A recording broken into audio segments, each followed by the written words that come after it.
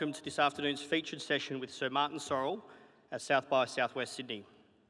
I'm Tim Murphy, Chief Sales Officer of QMS, and we are thrilled to be back this year as a major sponsor of the marketing and media vertical at South by Southwest, where you can absorb scores of sessions covering the future of advertising, the creator economy, media and journalism. QMS is committed to shaping the future of out-of-home and advertising. We believe in the power of storytelling, technology and human connection, and that's exactly what today's session embodies. It's an honour to have Sir Martin Sorrell in Sydney. Sir Martin founded WPP in 1985 and built it into the world's largest advertising and marketing services company. Today he's the founder and executive chairman of S4 Capital and co-founder of venture capital firm S4S Ventures. Sir Martin will share bold perspectives on how AI is rewriting the rules of brand building, marketing and customer engagement. AI isn't just transforming media, it's redefining the entire marketing and advertising ecosystem, and its impact is profound and far-reaching. Hosting this conversation is James Chessell, Editor-in-Chief of the Australian Financial Review, and joining us towards the end to bring a local perspective is Chief Marketing Officer at CommBank, Joe Boundy. Without further ado, please join me in welcoming to the stage Sir Martin Sorrell and James Chessell. I didn't hear a word of that introduction. Neither did I. No, not at all. No, not a word. A bit ominous, isn't it? It was a bit long, too. Quite dark out there, too. Anyway, hopefully there's a lot of you. About 10 minutes of the interview, yeah. Welcome, everyone. Welcome, Sir Martin. I don't know if Jo has mentioned before, but she's been struck down by illness. So the bad news is Jo won't be with us. The good news is you'll get more of Sir Martin. Or not. Yeah, or not. We'll see how we go. It's lovely to see so many people here today. Thank you for your time. Welcome to Australia. Good. For what not is it? Not for the first time. For the 15th time, is it? I would say so. We were trying to calculate how many. It's a lot, but it's always a pleasure. I'm not just saying that because or saying this because I happen to be in Sydney, but it is my favourite. I will say it's my favourite city in the world that I've visited. God bless. So I like Sydney. You trouble come is back. You're too good at cricket. So you think about Sydney, you think about Cape Town, you think about Rio de Janeiro and San Francisco. So those would be my sort of top bucket list, but particularly Sydney. We appreciate you saying that. I'm contractually obliged to ask every foreign person what they think about Sydney, and you've given us the perfect answer. I do want to ask you before we get on to the main topic of today, what it's like in the UK at the moment. It's pretty awful. Is it? Yeah. Could you expand on that? Yeah, so I think, maybe we'll get into this, but I think the UK, despite our Brexit decision, in fact, actually, I got a call from a radio, you just triggered this, a radio station yesterday in London to say, would I comment on Rachel, and I couldn't do it because it was in the middle of the night here, but Rachel Reeves, the Chancellor, had made the comment that the problems that the UK faces at the minute stem from Brexit. Mm-hmm. And you were a Remainer? I was a Remainer, yes, but you know, the electorate made their decision. Yes. I remember it very well because it was actually at the Cannes Advertising Festival, and Kantar, I was still at WPP, Kantar, our media operation, our research operation, had issued a poll. The polling was on the Thursday, and on the Wednesday or the Tuesday, we had a big client event in Cannes at the Cannes Lions, and they had predicted that it would be an exit vote. And I told everybody not to worry, that we were notoriously bad at polling, but it turned out to be right. So, no, the UK is in deep doo-doo. Mm-hmm. Europe's in deep doo-doo. We'll get into that. It's not just the UK; it's France, obviously. Yep. You know, the problems they've gone through with Macron. And, you know, there is a prospect that we will have Nigel Farage and Marine Le Pen as the leaders of the Prime Minister or President of the UK and France. So I think, you know, it has shifted. I think we have a productivity problem. Shouldn't say this, but I'm going to say it. Maybe there's some ripples of that you see in Australia. But there's a productivity issue. There's an economic issue, whether it's because of Brexit or not. There was an opportunity for us to do the Singapore on steroids, or Singapore on Thames. I mean, Singapore is a smaller country, but the revolution after when Lee Kuan Yew asserted independence, everybody thought he was crazy, and of course, the result has been a different system, but immensely successful. But the UK would have to be at a much bigger scale. But we've missed out on that opportunity. I think Boris Johnson missed out on the opportunity, having led the exit campaign with Farage, to capitalize on it. So we've missed out on that. But I think it's the function of a mature economy. I mean, face it, whether the Americans like it or not, it is a G2 world. We're sitting here in APAC, and by 2050, 3 of the world's biggest economies will be APAC economies, probably China, 1, US 2, India 3, and Indonesia 4 or 5, according to with Germany being 4 or 5. So 3 of the top 5 economies will be Asian, and it is a G2 world. I know the Americans, particularly on the right wing of the Republican Party, don't like the idea, and the Americans are super competitive, with any apologies to Americans in the audience. And they treat everything as though it was a basketball match or a football match, and they have to win. But I view the world as being very much, if not G2, certainly far more balanced. The simple fact is the E7 are bigger than the G7 from a GDP point of view. And if you extract China from the E7 and the US from the G7, the E6 are bigger than the G6. So the world is changing. I mean, it's very relevant to our industry. The other thing I would say is the West, going back to your question about the UK, the Americans and Western Europeans consistently underestimate the creative and tech capabilities of Latin America and APAC in particular, I would say. And the balance is not there. The balance will come, if not because of the forces I mentioned before, the GDP forces. But basically, UK is in a very sticky place. Just want to pick up one of the series of points you made then. You said Farage, there's a realistic chance Farage could be the Prime Minister at some point. In Australia, the Conservative side of politics is in disarray, I think, which is a polite way to put it. And the AFR and others have published polls that show the hard right populist party here is One Nation, and it's getting up to 13% on two-party preferred in some polls. What has happened to the Conservatives in the UK? Backing up for a minute, 58% of the election population voted in the UK election. It was 34% of that 58% who voted Labour. If you do the maths, that means less than 20% of the electorate voted Labour. Yep. Because of our electoral system, first past the post, they had a super majority and they managed the election super effectively and super efficiently. But basically, when Keir Starmer was elected, he actually said, I want to be Prime Minister of all the people. And what he was getting at was that actually only about 20% of the electorate voted for him. So you're talking about sort of a situation, an electoral situation, which is quite complex. But look, I think all this goes back to Ray Dalio, the head of Bridgewater, the hedge fund, is great, has great charts. Yep. And I would recommend everybody looking. He's on TikTok occasionally. Yep. And he has some great charts.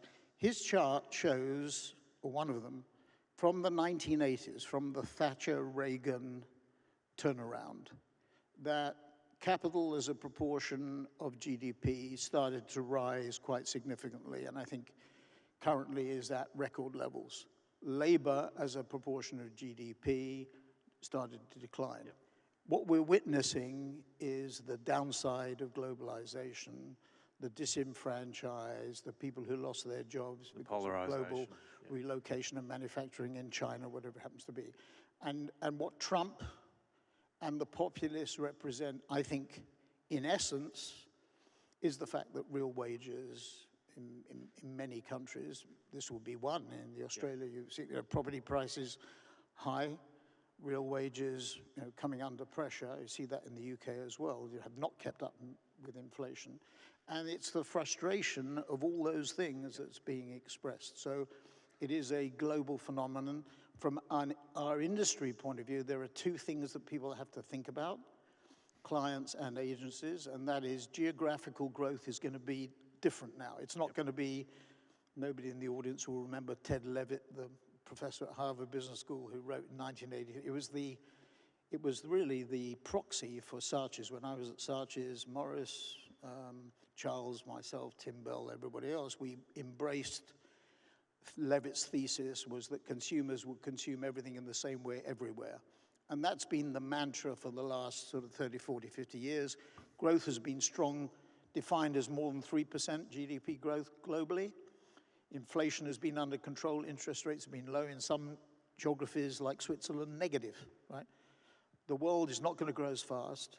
Inflation is going to be higher. Central banks, as you well know, have found it difficult to control it. Interest rates are going to be higher than we've been used to. In that environment, two things. One is pick your geographies. So North America, South America, Middle East, and APAC would be my bets. Europe, under pressure. Africa, very volatile. So it's micro rather than macro. That's the map. So you pick your geographies. And the second thing is, because growth is going to be lower, efficiency, represented by the technology, AI, quantum, blockchain, the much maligned metaverse, all those things are going to be super important in order to get efficiency. All right, that's a great segue to get into the main course for today, which is AI and marketing. But before we do, I just want to remind everyone there will be an opportunity later on to put questions through. I think they'll flash up a code behind us at some point, so capture that. And if you've got any questions for Sir Martin, hopefully I'll be able to read them out later on. So let's start with the big question, and then we can hopefully unpack that as we go along. I think the geopolitical introduction spells this out perfectly. Marketing, like everything else, is going to be impacted by artificial intelligence. What do you see as the big opportunities and the big challenges for marketers? So just backing up for a second, the three big geopolitical challenges, I think, are immutable. I think Trump and Xi may meet in South Korea, or will meet in South Korea, and they may work out what Trump wants, which is a deal. But long term, US and China are going to get increasingly further apart. The American ambassador, I remember in Beijing last year, said to a small group of us that relationship is structurally competitive. And I think that was the best way of describing it. So that's one. Russia, Ukraine, it's not just about Ukraine, it's what's in Vladimir Putin's head. And I don't think it stops at Ukraine, but we'll see how that works out. And then obviously what's happened in the Middle East in the last few days is to be welcomed with the release of the hostages, although many of them were dead. But that's to be welcomed, and maybe we'll see some progress. We will see. But those three issues are major issues which are very, very difficult to deal with, and that's the background. So I mentioned geography. I mentioned the importance of technology. What do we see from an AI point of view? Well, we see 5 things happening. The first is what we call visualization, the impact of visualization and copywriting, the collapsing in terms of time and cost of producing TV commercials, basically. This has huge ramifications for the holding companies who, whatever they say, and the statistics vary almost week to week, but even the most successful holding company probably has about a third of its revenue that is dependent on the quotes unquote old or traditional way of producing things. With AI, you can produce at a fraction of the cost, in a fraction of the time, things that took months. I'll give you one example without naming the client. $2.5 million cost of a commercial would take 4 months, be shot in Eastern Europe. It can be done agentically, which means without any human part of the process, apart from supervision, for $500,000 in 4 weeks. One package goods company that we deal with takes, on average, 200 days to produce a commercial. We took the challenge for 15 days. We produced a brand commercial within 12 days, again, at a fraction of the cost. So that's one thing. The second thing is personalization at scale, what I call Netflix on steroids. Using the Netflix model, which I still, we've been, S4 and Monks have been operating as a company together for about 6 or 7 years. I still haven't seen a better model that uses first-party data and signals from the platforms to develop personalization at scale. Historically, we might, for a Netflix series like Squid Games or Narcos, we might produce 1 million, in theory, 1 million or 1.5 million potential executions, probably use 50 to 70,000. We can now do multiples of that. So big thing. I should say, in the first area of copywriting and visualization, there will be fewer copywriters and fewer visualizers. So employment will be reduced. Mm-hmm.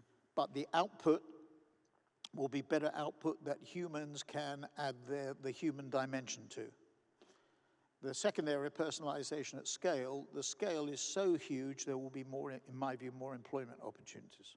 Third area is media planning and buying. We're a $1 trillion industry that's much smaller than the investment industry. BlackRock or Blackstone, I think, manages 13 trillion, and our industry is only 1 trillion, and that was just one company. So it's much smaller, but we do things semi-manually or semi-automatically. The investment industry does it totally by algorithms.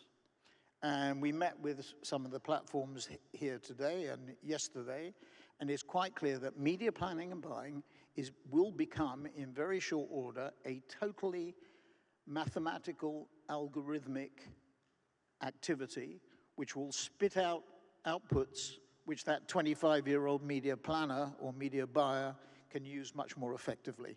But if there are 250,000 people in the world who are in media planning and buying today, there won't be in 2 or 3 years' time. That's the third area. The fourth area is general efficiency, agency and client becoming more efficient. Let me give you one example. In our case, we work with NVIDIA, with AWS and Adobe on outside broadcasting. So instead of buying a truck for a cricket match or a football match or World Cup or whatever it is, paying $10 million for a truck, amortizing it over 5 years, so $2 million a year, we can produce an AI and cloud solution at a fraction of the cost, probably about 10 or 20% of the cost. And the final area is democratization of knowledge. And this, I think, is the most powerful.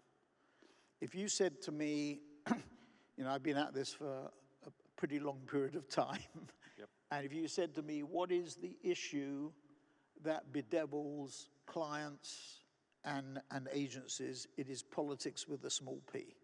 It is people building silos or verticals by controlling information. Effectively, that's what they do. It is no accident that Jensen Huang has 51 direct reports.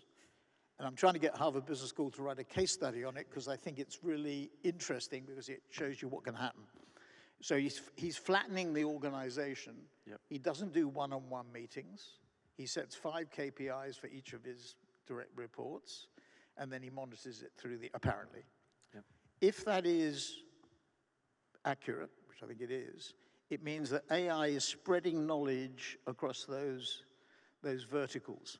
And the way that people maintain their power base inside organizations is by controlling information. And what AI does is it frees up information, as long as you have access, to everybody in the organization. That, to my mind, is the most powerful, it sounds a little bit strange maybe, but it is the most powerful thing that AI will do. It will democratize knowledge. We saw it with the internet, yep.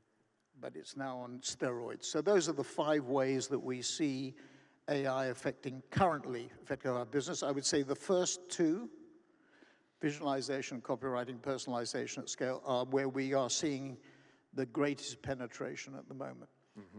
Okay, so... Yeah, I was going to ask you, what's the most transformative use case out of that 5? I would say there are two industries. One is automotive, so the work that we're doing for General Motors, the work we're doing for BMW in Europe, General Motors is globally, is mold breaking. So in the case of GM, they have 4 upper funnel agencies for GMC, Buick, Chevrolet, Cadillac, and we are the foundational agency. So we take the big idea, we create, produce, and distribute the content at scale, using AI aggressively, not just in the US. GM is more a US company. It's the 11th largest advertiser in the US, 19th worldwide, so it's more US. BMW have done it in Europe with central asset register, 27 markets. The other thing, so that's one vertical. The other vertical that we see is in financial services. So the big banks, and, outmaneuvered by the fintech platforms, are having to adjust their model. In both cases, the CMOs have said to me and others, they need to take their create costs down because they want to maintain their media budgets to compete, in the case of autos, against Chinese EVs and AVs. If BYD can produce an AV company with God's eye, an AV car with God's eye for $10,000, or an EV for $25,000, or Musk can only produce it at $35,000 as his cheapest EV, they know the pressure's coming from the Chinese. In the case of fin services, it's the fintech platforms like a new bank who we work with in Brazil, who are much more flexible, much more consumer responsive than branch banks who've got rigid retail systems. I think that's a very applicable one for Australia. One of the case studies I was reading about before this session was ING, which is obviously I think it's Dutch bank, and they do a lot of savings products in Australia, and they've got quite a well-known ad here. It's a customer turns into the ING lion, and I was reading that they've managed to halve the cost by using fully AI automation rather than traditional CGI processes, which is, I'm reading that, I'm sure it's true, which is a huge gain for in a market like this. Yeah, we were talking last night at dinner, and we had some members of the press there, and there was one technology press made the point, and I think which is true, is that in 2 or 3 or 4 years, the sensitivity to using artificial or synthetic material will be reduced. I would say the biggest resistance point is turkeys don't vote for Christmas. and there is a lot of fear, concern, obviously about what I touched on, which was the employment question. Really, Monk's Flow, which is our suite of products, which we'll be showcasing here at South by Southwest later on this afternoon. Monk's Flow is a suite of about 10 products which simplify in an end-to-end basis the workflow.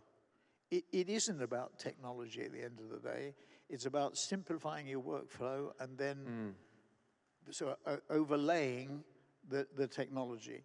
And the biggest resistance point is that this is about change management. And I'll just give you one anecdote, and it's not about AI, it's about change management. So there's a Frenchman called Hubert Joly, who's now a professor at Harvard Business School, but he was a McKinsey consultant. And he worked for a company called Carlson, which was a hospitality incentive company, actually, in Minneapolis. And he got hired to become CEO of Best Buy many years ago. And he goes in, and his job was to move Best Buy from a traditional retailer, sort of real estate retailer, to a digital retailer. So he gets into the CEO position in Minneapolis, and people keep on telling him it's about change management. So he spends the first 6 months, looking at the problem, and he realizes after 6 months it is about change management, and he changes the management. And that is the analogy here. In order to get this done at scale, you have to, to make an omelet, you have to break some eggs. And I think that's the biggest blocker that we see is the traditional ways doing it. In companies, you have separation between ownership and control by and large. Listed companies, are not entrepreneurially controlled or run necessarily. There's a split between ownership and control. So there is a resistance to change unless, as you see in the automotive category or in the financial services, there's an external force, economic force, that's pushing them forward.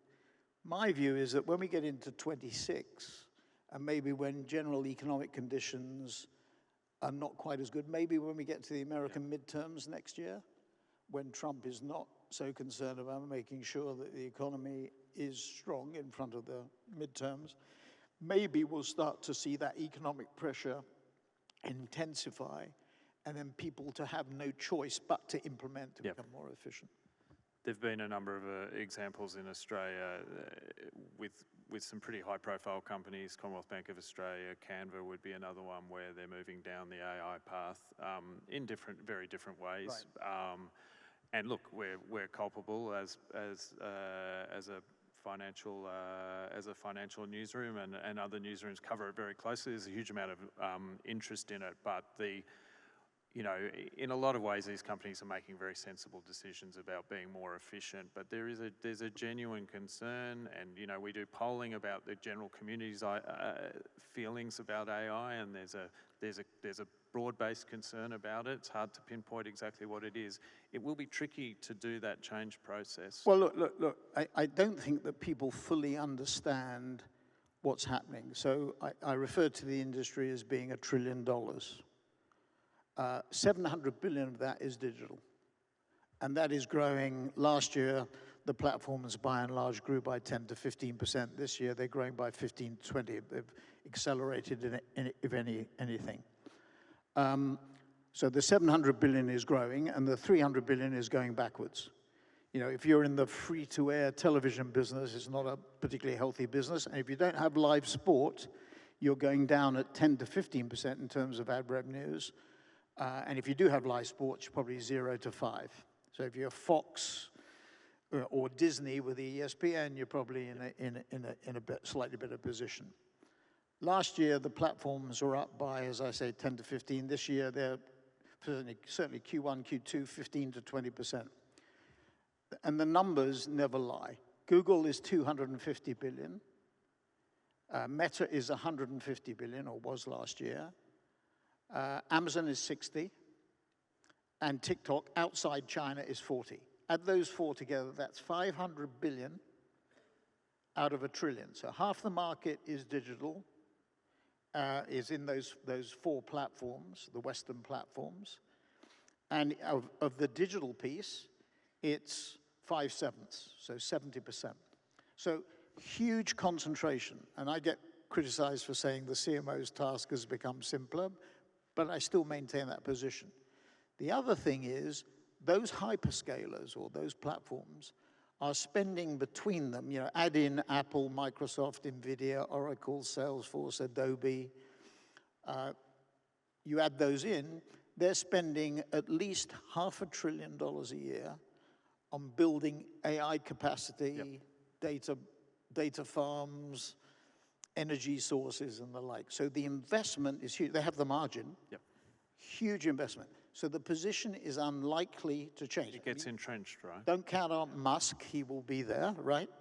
But the players are going to be the same. I mean, to me, OpenAI is an offshoot to some extent. Sam Altman would disagree, but of Microsoft. Mistral, again, has a Microsoft investment. So there are key players that I think will become more and more important. Biggest company in the world is at $4 trillion market cap. My view is we'll see a $10 trillion market cap company. That, if you, in comparison to current GDP, if you equate market cap to GDP, that's bigger to every country in the world except 2. So we're talking about nation states, basically, these companies, and the regulators will not be able to keep up. Have not been able to keep up. They will not be able to keep up, and companies will have to self-regulate in an AI age, I mean, to some extent. Yeah, the concentration at the top of in terms of market cap in the US listed space is, and it's been endlessly written about, is getting more and more pronounced, and sort of goes back to some of that geopolitical stuff as well. Yeah, we can argue that maybe the valuations have got ahead of themselves because there's a lot of discussion at the moment about that, but directionally, that's where it's going. Sense. Oh, maybe switch gears a little bit, Sir Martin. Where does human creativity fit in all of this? There's this interesting contradiction whenever we have conversations about AI. It's this great driver of efficiency, but the human elements, friction, imperfection, curiosity are still critical, and I would argue still have a lot of value. How do we marry up these two? These are tools. Yeah. There might be fewer people involved in certain areas. In certain areas, there are going to be more people. But there are tools that improve human creativity. So I remember on a call, James Quincy at Coca-Cola was on a call, and we were talking about AI. There was a large number of people on the call. He made the point, which I think is quite right.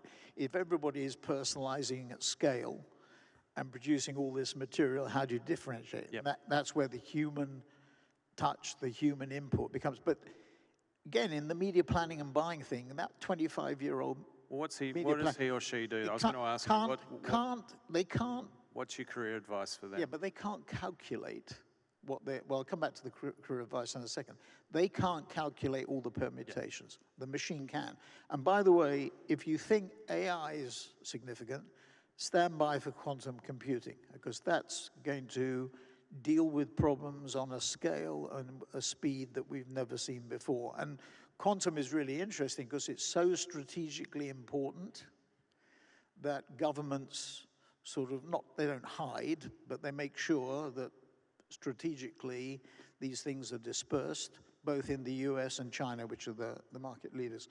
On career advice, I mean, if you asked me this 5 years ago, I would have said learn code, learn Chinese, and I'd add learn Spanish. Okay, those would be the third three. Yeah. You don't have to learn them. I've got the new AirPods, so I don't need to learn the language. Yeah. You can just use AI to it, but the message is still clear. Technology is critically important. You know, if we have 7,000 monks around the world in 34 countries, if they have one virtue, it is they have deep tech understanding.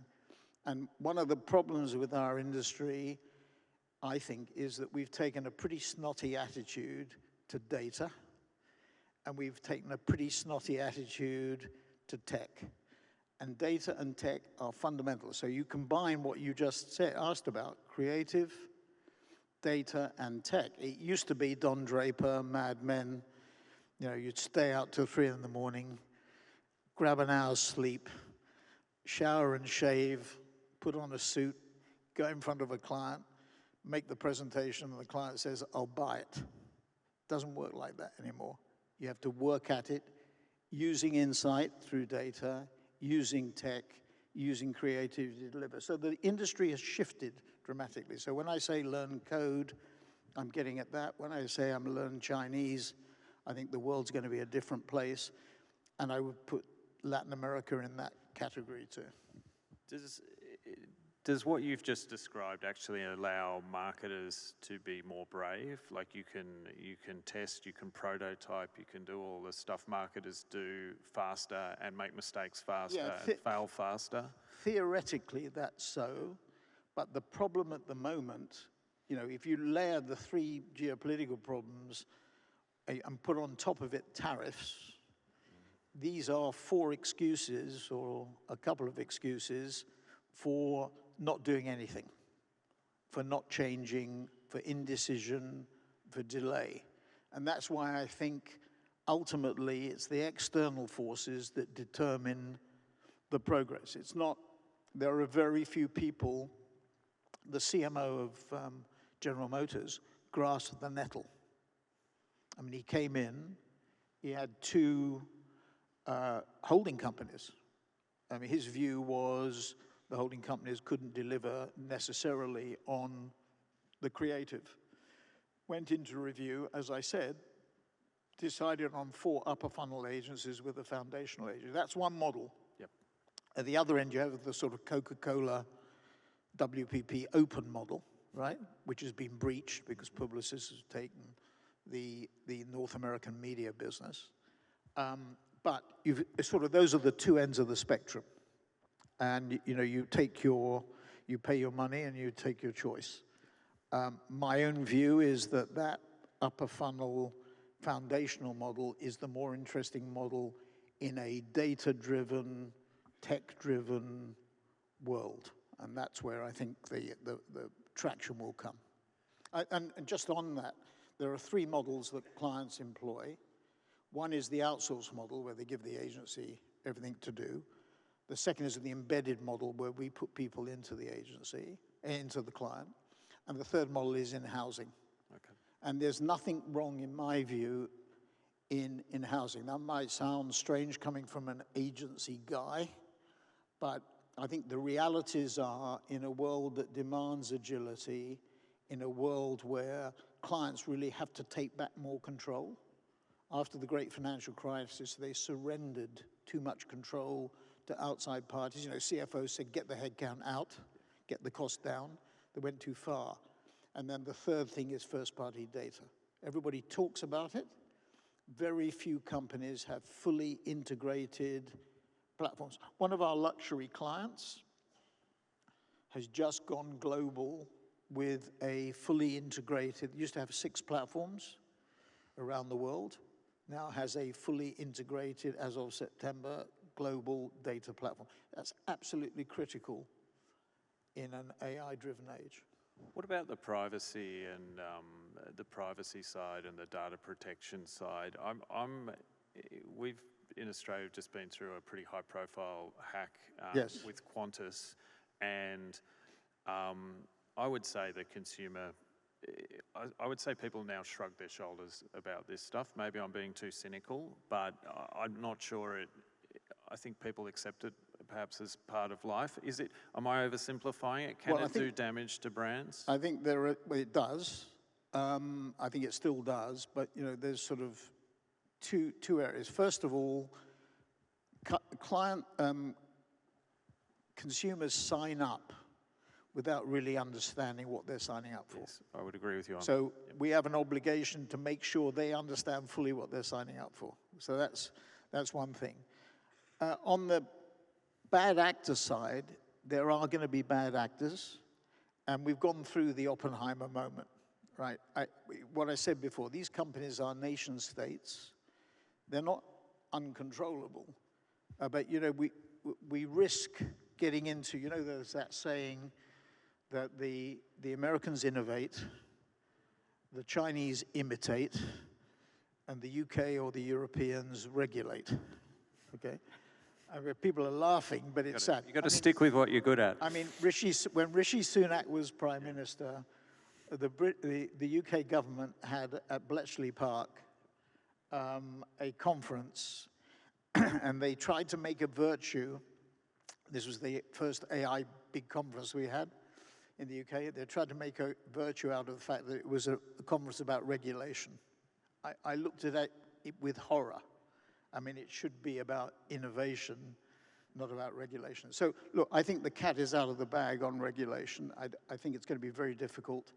Maybe a few years ago, it could have been regulated more effectively, but it's too late. Yep. And so that's why I say governments will try and do something, but it's up to the companies themselves. But there are going to be problems. Yep. And I think with other technologies that are coming down the pike, it's going to be even more. So there's going to be lots of good news, healthcare and the like. I mean, other sources of fuel, some of the things that are happening technologically are some huge opportunities, but there's also going to be some bad actors and problems. All right, I think we've got time for a couple more. I wanted to get you to expand on, you laid out those 5 points at the start, and point 5 was the democratization of data, which I read about and I go, that sounds fantastic, and then I don't really know what it means. Like, what is it actually, just describe what it means in practical terms. Okay, so I'll give you an example this morning, right? In preparation for, if I go back 5 or 10 years to prepare a client brief, you know, you'd have to go to the library and God knows what. Yep. Today, you can literally do it in a nanosecond, or you're in the meeting and you can, if you're exposed to the knowledge at huge scale. So let me come back with this question about how organizations work or don't work.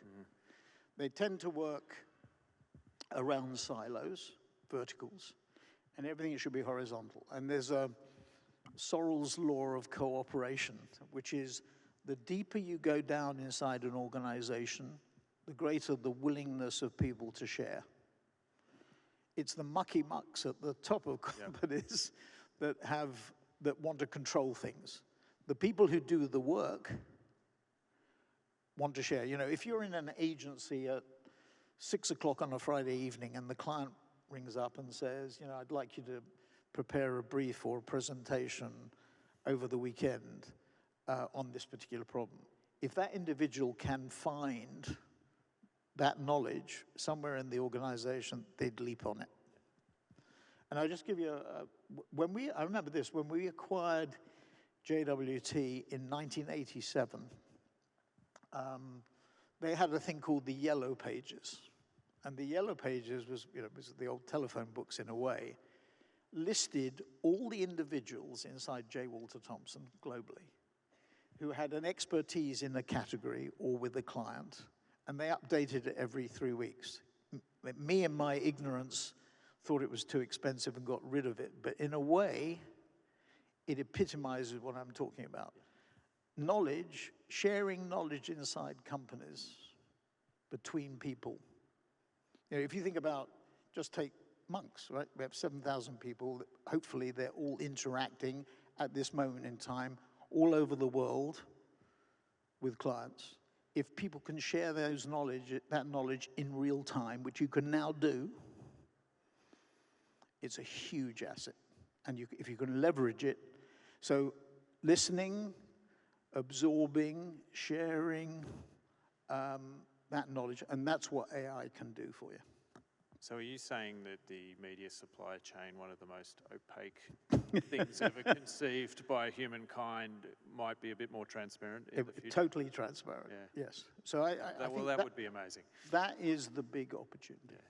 And then finally, if I kind of had to come up with a hackneyed kind of theme for a lot of the talks that you've done over the years, you know, it would boil down to kind of the importance of storytelling, and I would say storytelling over time and its relationship with building brands. We've talked a lot today about millions of different processes being done, hyper realized kind of reality for across, you know, individualized reality.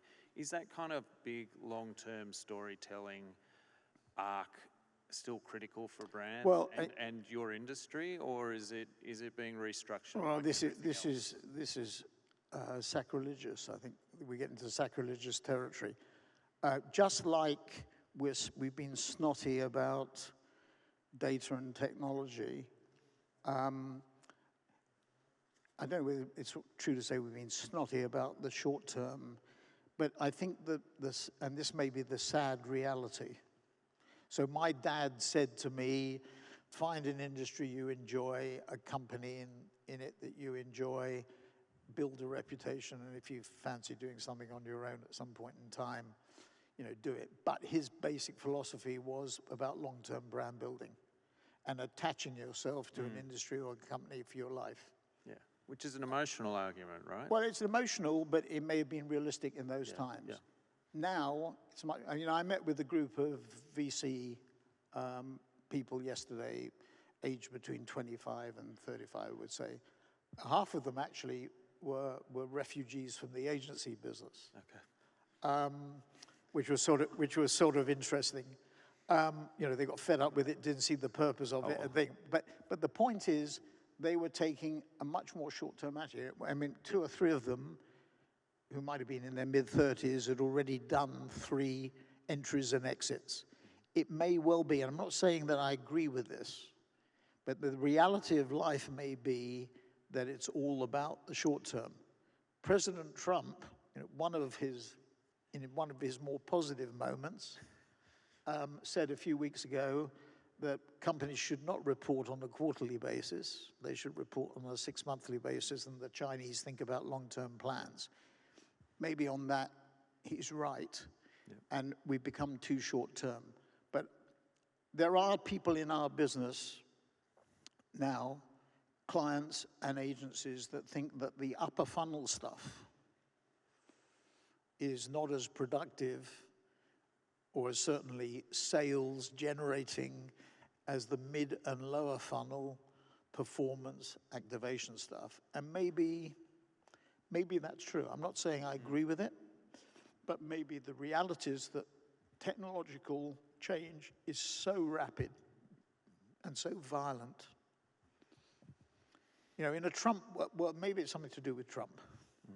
Maybe, I mean, I don't know how everybody in the audience feels, but I'm every morning you wake up and there's another sort of parameter to deal with. You know, it might be 100% tariffs. It might be, you know, threats to democracy. It might be ICE. It might, you know, all of these things. And there's so much volatility, and it sort of feeds it. So maybe things have become, the reality is things are very short term, and you have to, instead of my dad saying stick with something for the whole of your life, that you have to do 3 or 4 iterations. On that note, on that ambiguous Very philosophic. but accurate note, I want to say on behalf of everyone in the room, thank you very much for your time. Thank you for coming down here for your 15th visit. And we hope you can make it down again soon. Thank you very much. It's always a pleasure. Thank you, everyone.